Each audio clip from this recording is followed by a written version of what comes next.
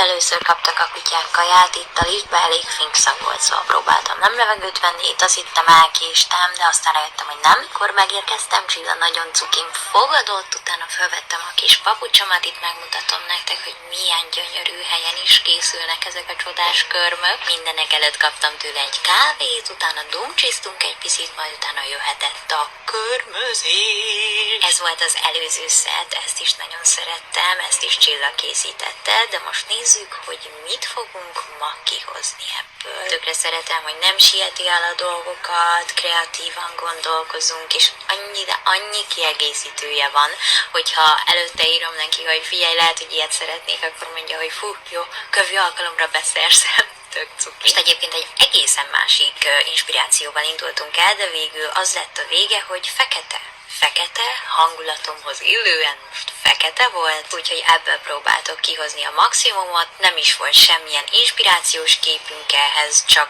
összeválogattuk, ami tetszett nekünk, és szerintem amúgy bomba lett a végeredmény, majd meglátjátok. Hüvelykujjakra kaptam ilyen kis feliratos dolgot, középen pillangó lett, mutatón rózsa, kisujjakon pedig egy M és egy R, ami a Murphy és a Rosie jelentése. Gyűrűsre pedig ilyen kis foltos szívecskés megoldást találtunk ki. Hát én ezt a körmömet is imádom, de nagyon várom már a következő alkalmat. Köszönöm, Csilla!